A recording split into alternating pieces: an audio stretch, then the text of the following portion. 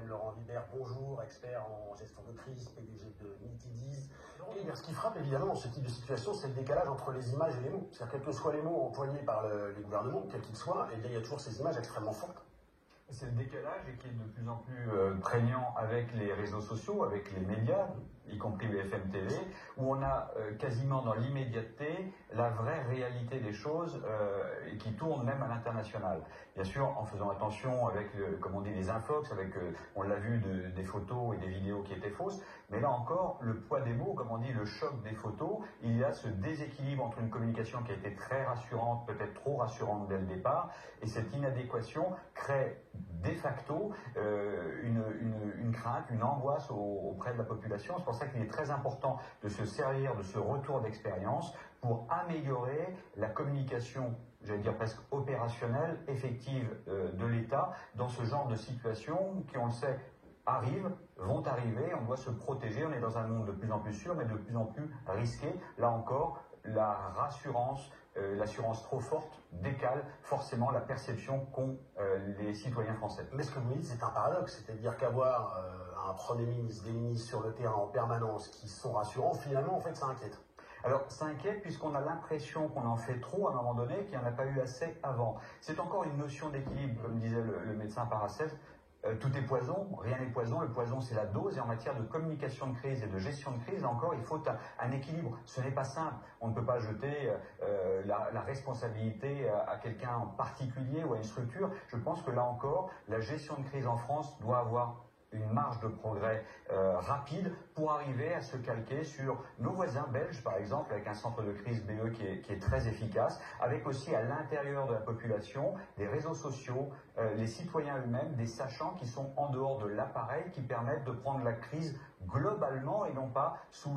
l'unique responsabilité préfectorale, parce que c'est l'architecture actuelle. Nicolas, on a au départ une communication officielle qui est plutôt rassurante, et notamment de la part du préfet, mais aussi de la part du gouvernement. 3 ou 4 ministres très vite avec à la fois l'idée que les contrôles, les premiers contrôles, les premières mesures étaient plutôt rassurantes, et en même temps la reconnaissance, c'est qu'avait dit la ministre de la Santé Agnès Buzyn, que Rouen était bel et bien pollué. Donc il y avait un hiatus, une contradiction entre ces deux types d'expressions. C'est un cas d'école, pourquoi? Parce qu'on a d'abord l'expression des sachants et que les Rouennais ne reconnaissent pas comme telle et qui mettent en doute immédiatement, donc on est bien dans le cadre de cette défiance entre d'un côté une parole qui peut être attribuée à l'élite et de l'autre côté le ressenti de la population, et le gouvernement a tardé un peu à y répondre, mais il l'a fait en mettant en place ce comité de suivi et de transparence, c'est-à-dire tout simplement en associant les citoyens, soit par le biais des associations,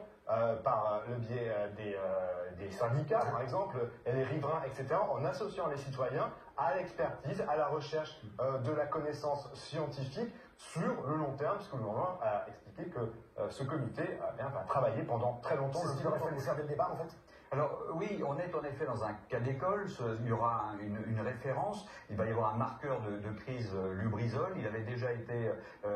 marqué, cette entreprise avait été marquée par l'affaire du Mercatan, donc ce n'est pas récent. Ce qu'il conviendrait de faire, c'est que ce soit en amont, c'est-à-dire qu'on mette les moyens disponibles en France, et notamment sur ce cas de Lubrizol en l'étudiant,